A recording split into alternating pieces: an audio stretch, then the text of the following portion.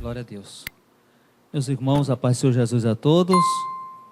Queremos saudar os nossos irmãos que nos acompanham em suas casas, através dessa mídia social. Que nessa noite nosso Deus possa continuar falando conosco, como já tem falado desde o início, através dos louvores que temos aqui apresentados ao Senhor e apreciado em nome do Senhor Jesus Cristo. Queremos expressar a nossa gratidão, a nossa liderança, os nossos pastores, que nos chama a estar em adoração com os irmãos, em mais um culto de instrução bíblica, especial nessa noite. Nosso pastor Alexandre está conosco nessa noite, Deus possa abençoá-lo poderosamente. E quero convidar os irmãos a um texto da Bíblia Sagrada, uma das epístolas gerais, 1 Pedro, capítulo 5 e versículo de número 6. 1 Pedro, capítulo 5, versículo 6, que diz assim: Humilhai-vos, portanto, sob a poderosa mão de Deus, para que Ele vos exalte no seu devido tempo, lançando sobre Ele toda a vossa ansiedade, porque Ele tem cuidado de vós. Sede sóbrios, sede vigilantes. O vosso adversário, o diabo, ele ruge como leão, andando em redor, buscando a quem possa devorar. A qual deveis resistir, pois firmes na fé, sabendo que os mesmos padecimentos vão se cumprindo em vossos irmãos que estão no mundo. E o Deus de toda graça, que vos chamou à sua eterna glória em Jesus Cristo, depois de haver ferido um pouco de tempo, Ele mesmo vos aperfeiçoará, vos confirmará, fortificará e vos fortalecerá. Versículo 11, e a Ele seja a glória e o domínio pelos séculos dos séculos. Meus queridos e amados irmãos, nos deparamos com um texto bem interessante e bem proveitoso para as nossas vidas, diante deste momento que nós estamos passando. Quando eu olho para esse texto, e eu posso ver essa expressão, quando o apóstolo Pedro vem escrever à igreja em Roma, isso depois de uma situação bem complicada. O imperador Nero, ele havia incendiado a cidade, e ele havia incendiado a cidade, e com isso ele havia colocado culpa nos cristãos, e havia ali uma densa perseguição aos cristãos, porque achavam que eles eram responsáveis por tudo aquilo que havia acontecido. Creio que o povo ele estava sendo perseguido, o sofrimento ali era grande para todos, havia aquela, vamos dizer assim, aquela incerteza a respeito da sua fé, aquela incerteza a respeito dos acontecimentos que estavam à sua volta. Vamos dizer que a luta ali era insuportável.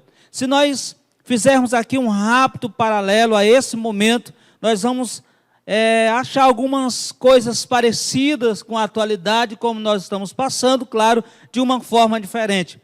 E assim como Deus ele envia aquela carta para falar aos seus servos, para dizer aos seus servos a respeito do cuidado de Deus, a respeito da forma como Deus cuida do seu povo, da mesma forma, Ele fala comigo, com você que está aqui presencialmente neste culto, os irmãos que nos acompanham de uma forma virtual, da mesma forma Ele fala conosco dizendo: olha, eu tenho cuidado de vós, eu vou cuidar de vocês. E quando eu paro para pensar essa questão desse cuidado, é preservar, guardar, conservar, apoiar, tomar de conta. É quando Ele então toma a minha e a tua vida, coloca nas mãos dEle e me dá agora uma certeza. Certeza essa que não adianta eu entrar em um estado de desespero, não adianta eu achar que sou o único a passar um momento difícil, mas nós estamos atravessando uma situação de que aqueles que conhecem a Cristo como Senhor e Salvador das suas vidas, embora a situação seja pesada, embora nos sintamos como se estivesse na prensa, como quem está espremendo uva para poder fazer um bom suco, nós continuamos crendo na certeza de que o Senhor nosso Deus não deixa de cuidar da sua igreja, não deixa de cuidar do seu povo.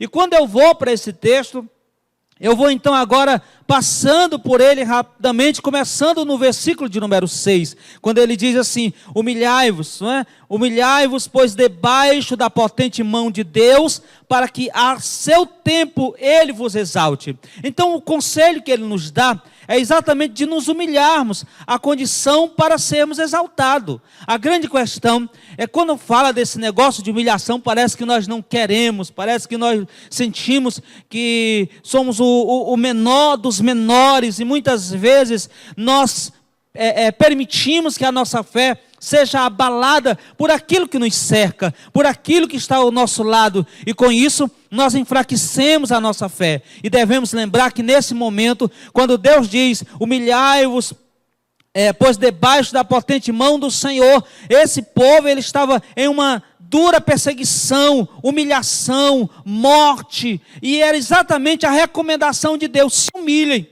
Olha que coisa interessante, a perseguição, a morte e tanta situação difícil, e o Senhor dizia: se humilha. Parece, irmãos, que nós somos chamados a atenção a estar nos humilhando diante de toda esta situação, mas crendo de que o Senhor nosso Deus, Ele não perdeu o controle da situação. O Senhor nosso Deus, Ele está no comando de tudo, e Ele sabe muitas vezes quando e como fazer o milagre na minha e na sua vida. Muitas vezes, nos momentos de aflição, nós tomamos às vezes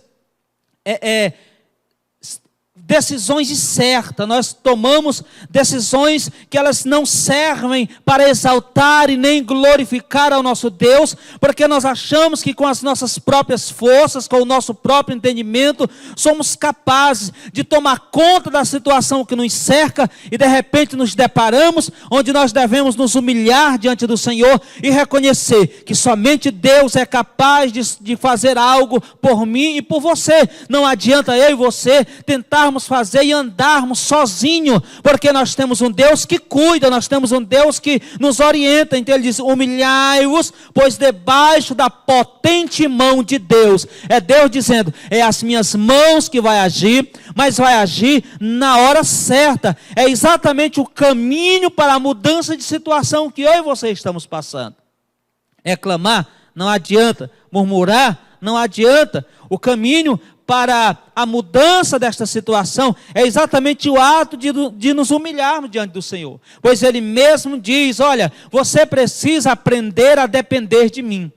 Por incrível que pareça, irmãos, muitas pessoas ainda ficam soberbas e elas acham que elas mesmas podem resolver as suas situações. E aí é onde há o engano, pastor Falcão, é onde as pessoas se enganam, porque elas compreendem que nada elas podem fazer. As suas forças vão, toda a sua condição vai saindo como a areia, escorregando pelos seus dedos. Mas quando ela decide se humilhar diante do Senhor, dizer: Deus, esta situação é demais para mim, aí o Senhor nosso Deus imediatamente coloca as suas mãos poderosas, e a minha e a tua história é mudada, porque o Senhor está no controle da tua e da minha vida, em nome de Jesus.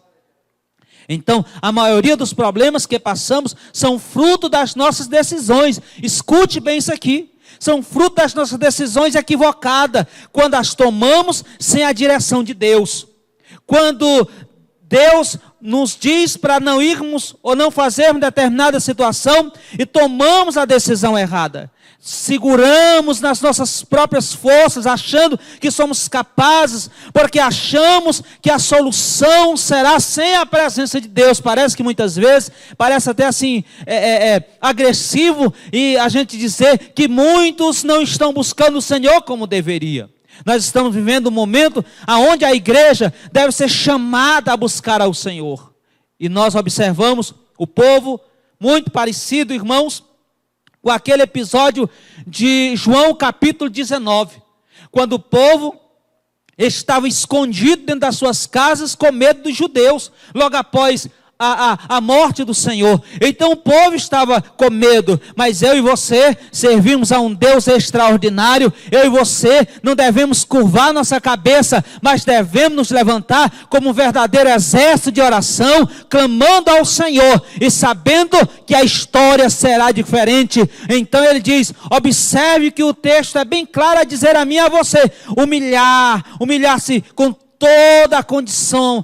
Quando eu me humilho, ele está dizendo, essa aqui é o caminho para você passar. Parece, não, mas que situação complicada. Não, mas ele diz, humilhai-vos. Mas vamos lá, humilhai-vos por debaixo da potente mão de Deus. Segundo, quando eu preciso entender, irmãos, quando é que Deus vai cuidar? Porque o texto central dessa noite é, e Deus tem cuidado de vós. Mas para Deus cuidar da minha e da sua vida, tem condições. Primeiro, é preciso haver humilhação. Segundo, é preciso que eu pegue essa ansiedade, e que a ansiedade, ela não deve nos pertencer, ela não nos deve dominar, ela não nos deve tomar conta das nossas vidas. Veja o versículo de número 7.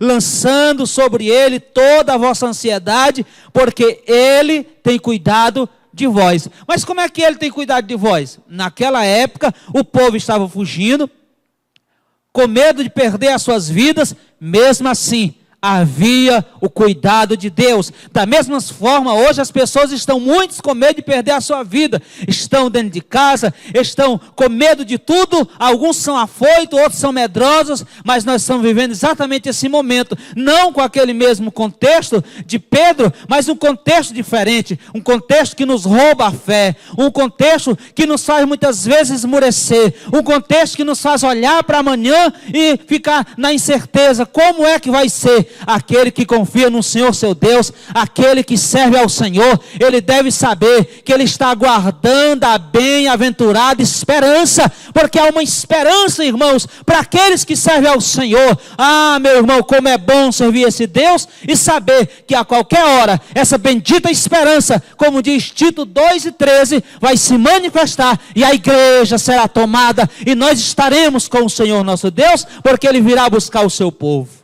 Aleluia. O povo estava sendo perseguido e morto. Crianças, jovens, adultos, idosos. Imagine, irmãos, a grande aflição, a grande ansiedade que havia no meio daquele povo. Logo, aqueles todos estavam ali, irmão, como se fosse o fim, como se fosse o seu último instante, o seu último fôlego de vida. E é exatamente nesse contexto. É exatamente nessa situação de preocupação, de morte, de perseguição. Esse momento que eles estavam acusando o povo de algo que ele não tinha feito, que o Senhor diz, olha só, lance sobre vós, lance sobre a minha vida, a preocupação de vocês. Devemos lançar sobre o Senhor todo o nosso descontentamento, todo o nosso desânimo, todo o nosso desespero, todo o nosso sofrimento. Nós devemos saber que o Senhor está no controle de todas as coisas. Então é nesta hora que você vai jogar no Senhor. Senhor, está aqui os meus problemas, eu não posso. Aí o Senhor disse, deixa comigo que eu resolvo. Olha que coisa extraordinária. O povo estava em perseguição, mas a carta vai dizer, lançando sobre ele, sobre o Senhor, toda a vossa ansiedade, porque Ele é que tem cuidado de vocês. É Ele que tem zelado pela vida de vocês. A questão, irmãos, todas as vezes que eu e você tentamos fazer sozinho, dá errado. E aqui é a grande questão. O povo estava fugindo, o povo estava com medo, e Deus vai usar o seu servo para dizer, lance para mim, me dê a sua vida, me dê o seu problema, me dê a sua dor, me dê a sua angústia. E como é que eu posso então dizer que eu estou sob o cuidado de Deus? Terceiro, porque Ele vai cuidar de mim mesmo. Veja novamente o versículo 7, lançando sobre Ele. Então você tem que jogar para Ele a ansiedade, porque é Ele que vai cuidar. Se você entregar nas mãos do Senhor, Ele não resolve. Se você deixar deixar nas suas mãos, Ele não resolve, mas se você entregar para Ele, Ele resolve. A questão é que nós somos tendenciosos a entregar as nossas causas e aflições ao Senhor, e quando passam 1 ou 2 dias que Ele não não cuida, a gente toma de volta. É igual aquele irmão, disse, irmão, vamos orar, vamos fazer uma campanha de oração, né? Os irmãos que gostam de fazer bastante campanha, aí o irmão participa do primeiro dia, né, pastor Falcão? O segundo dia, o terceiro dia, aí no quarto dia, não resolveu, o que é que ele faz? Ele desiste. Nem sempre, irmãos, é no primeiro momento de oração, lançar sobre o Senhor, é dizer para Deus, eu sei a hora certa para mudar a tua história, eu sei a hora certa para mudar a tua história, eu sei a hora certa para mudar a tua história, é o Senhor Deus dizendo para mim e para você, é na hora dele, e quando ele disser, chegou o momento, meu irmão, não tem cão do inferno que impeça Deus de agir na tua vida. Eu creio assim, não sei se você crê juntamente comigo. Mesmo depois de tomarmos decisões desastrosas, mesmo depois de ignorarmos os seus alertas e sinais, Ele continua cuidando de nós. Olha que coisa linda. Ele continua cuidando. Observe que o povo estava sendo massacrado, exterminado, e mesmo assim Deus estava cuidando dele. O apóstolo Pedro, irmão, vai deixar bem claro, independente das circunstâncias e das percepções do problema que vocês têm à sua volta, Ele tem cuidado de vós. Então, quando é que Deus cuida de mim? Quando eu entrego o meu problema para Ele. Nós, às vezes, irmãos, somos tendenciosos a passar a noite acordado porque não resolvemos o problema. Eu, pelo menos comigo, eu não passo, irmãos. Eu não vou perder minha noite de sono. Eu não vou resolver. Se a gente passasse a noite toda acordado, no outro dia o problema tivesse resolvido, eu já estava assim, uns 2 anos sem dormir.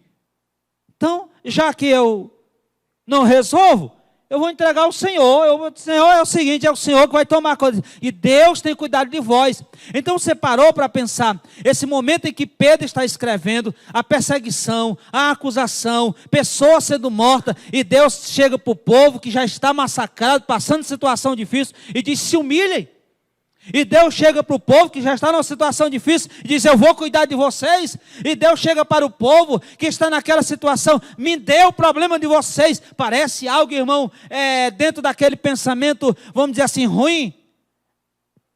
Vamos dizer que seria algo ruim da parte de Deus com o povo. Ah, Deus, o Senhor não está preocupado. Não, meu irmão, é exatamente isso que Deus quer fazer. Deus está dizendo, te humilha. E humilhar é exatamente quebrar o nosso orgulho. Tem vezes que a gente é tão orgulhoso que nós não temos coragem de pedir socorro. Nós não temos coragem de chegar ao outro, porque nós não queremos demonstrar que nós estamos inferior. Meu amado irmão, minha amada irmã, você que me acompanha aí na sua casa, eu e você precisamos aprender, nos humilhar diante do Senhor nosso Deus, e a história será outra, porque Ele nunca deixou de cuidar da sua igreja. A igreja do Senhor está de pé, porque Ele sempre cuidou dela.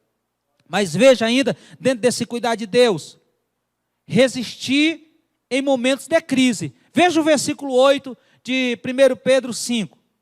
Sede sóbrios. Olha o conselho dele. Sede sóbrios. Vigiai. Porque o diabo, o vosso adversário, então ele sai agora destrinchando. Anda em derredor, bramando como leão. Não é o leão, imitando, querendo ser. Buscando a quem possa tragar, querendo uma oportunidade. O inimigo da minha alma e da tua, ele está procurando uma oportunidade para roubar a tua fé.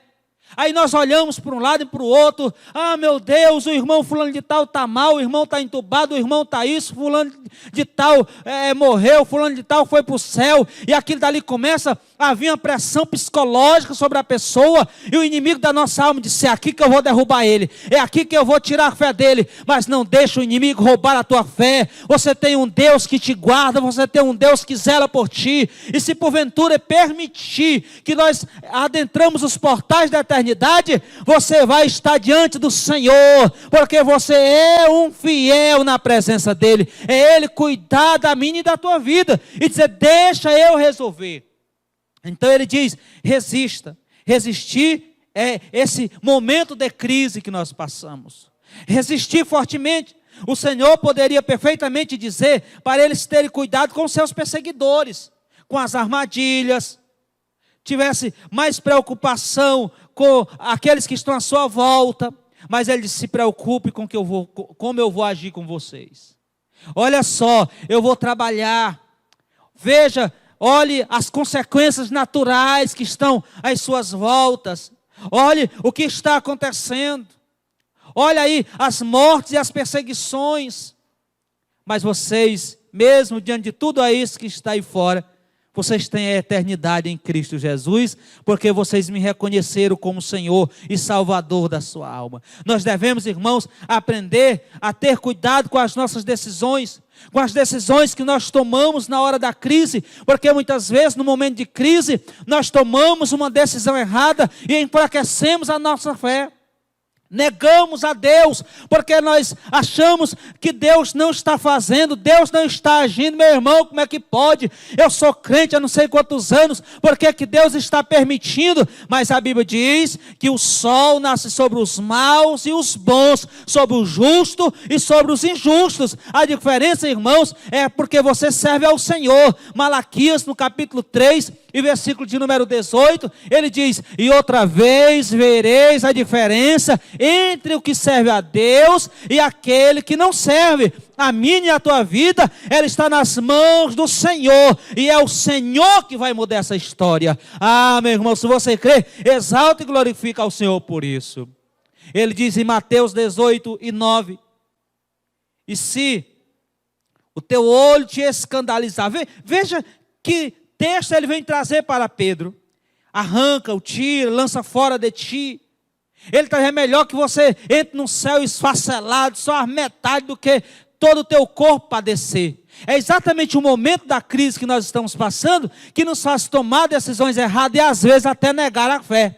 Esse momento em que a igreja do Senhor está passando, infelizmente muitas pessoas abandonaram a igreja, pastor Alexandre. Muitas pessoas deixaram a fé, porque é o momento de nós buscarmos ao Senhor. Ah, mas eu não estou podendo ir para a igreja, não dá para ir para a igreja. Meu irmão, a igreja nunca parou. É oração, é com um irmão, é com dois irmãos, é um culto online, é uma reunião através de um aplicativo. Irmão, o povo de Deus tem sido inteligente para ir buscar aqueles que estão lá fora. É irmãos arriscando as suas vidas, indo nas praças, levando sopa, como faz a nossa irmã Jaqueline e outros mais que estão lá, mas que estão agindo, não de uma forma com a multidão, mas às vezes com um, com dois irmãos. É Deus dizendo: não importa o que está à tua volta, não perca a tua fé, não perca o teu ânimo, eu vou cuidar, eu vou agir, eu vou operar, eu vou fazer algo extraordinário. É a palavra de Deus, irmãos, que garante a mim e a você a certeza da eternidade. Então tenha cuidado, continue firme e forte com o Senhor. Mas como é que Deus cuida de mim? Quinto, todos nós estamos sendo provados. E aí é que é o ruim, porque ninguém quer ser provado. Irmão, quem é que quer ser provado? Ninguém quer ser provado, ninguém quer ser. Mas também você não pode ter um bom resultado de uma prova se você não estudar. Você não pode chegar longe se você não se preparar. A Bíblia aconselha, quando ela fala ao obreiro: procura apresentar-te a Deus como obreiro aprovado. E nós pegamos aquele texto, jogamos sempre para o obreiro. Mas quem foi que disse que aquele ali é para o obreiro? Quem foi que disse que é só ele? Ali é uma aplicação. Nós precisamos sermos provados todos os dias no caminhar, no nosso caminhar cristão, para chegarmos ao céu. Tantas provações eu e você enfrentamos, tantos pecados e transgressões nos cercam, e nós precisamos, irmãos, ter força para rejeitar a tudo isso que está à nossa volta. São as provas que vêm para tirar a minha e a tua fé, mas o Senhor tem cuidado de vós, o Senhor tem cuidado da tua vida. Aí eu posso dizer: até aqui nos ajudou o Senhor, até aqui, irmãos, o Senhor tem cuidado da minha e da tua vida, vai continuar cuidando. Amém? Veja o versículo 9, ao qual resistir firme na fé. Olha só, resistir firme na fé. Todos estamos sendo provados, então resista firme na fé. Sabendo que as mesmas aflições se cumprem entre os vossos irmãos no mundo. Ele estava falando de uma forma local, ali para os irmãos, era uma carta aos irmãos, mas também estava dizendo: não é só vocês. Porque diante da adversidade, nós somos muito tendenciosos a achar que nós somos a peça escolhida. Irmão, só é eu. Meu amado irmão, minha amada irmã, todos nós estamos no mesmo barco. Se o barco afunda, é igual o Titanic, vai todo mundo. Então não tem como fugir. Temos que aprender a confiar. Ele disse: e é um consolo. Todas essas aflições cumprem-se em todos os vossos irmãos no mundo.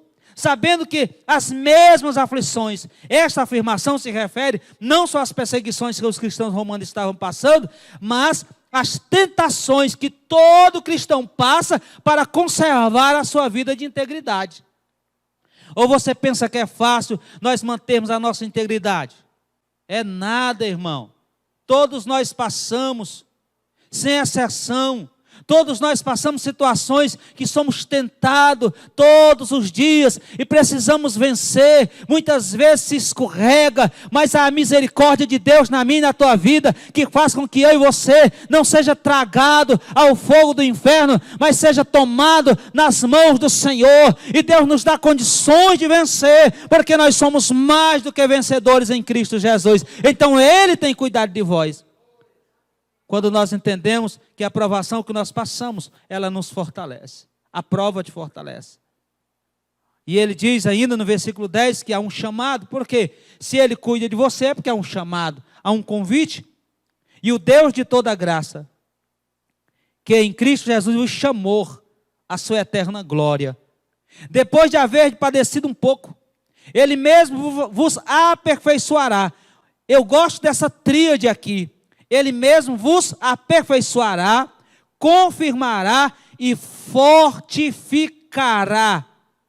Olha que coisa linda. E quando ele está falando sobre isso aqui, que ele disse, e o mesmo Deus de toda graça, que em Cristo Jesus vos chamou à sua eterna glória. Essa eterna glória aqui, e aí é onde há um escorrego teológico muitas vezes, porque esta glória aqui que ele está falando, não é a glória à eternidade. Ele está falando essa glória com relação à medida de ouro, peso, responsabilidade, de carregar nas costas o nome de Cristo, simbolizado a um peso de um ouro. Então ele estava dizendo, vocês agora, mesmo diante dessa situação, vocês precisam entender que vocês carregam nas costas o peso do ouro, ou seja, o peso do nome de Jesus, o peso da glória do eterno. Então ele está dizendo para mim e para você, que é uma responsabilidade carregar nas costas o nome de Jesus, em meio à aflição, para não negarmos, porque alguém olha para mim e para ti, aquele cristão é fraco. E aí, a fé daquela pessoa é roubada. Ah, mas é muito difícil. E quem foi que disse que foi fácil? Você acha que foi fácil para Jesus ir lá para a cruz? O Getsemane de Jesus? Tudo que ele passou, será que foi fácil?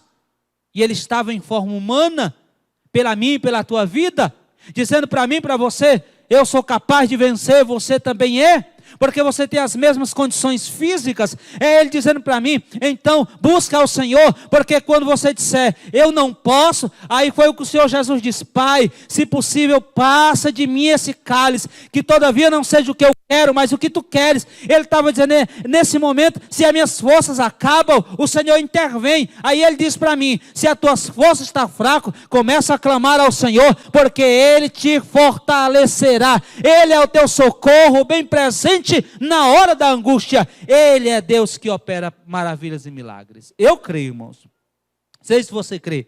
Apesar de todas as nossas imperfeições, falhas, decisões equivocadas, ingratidão, há uma graça maravilhosa de Deus derramada na minha e na tua vida. Isso é chamado.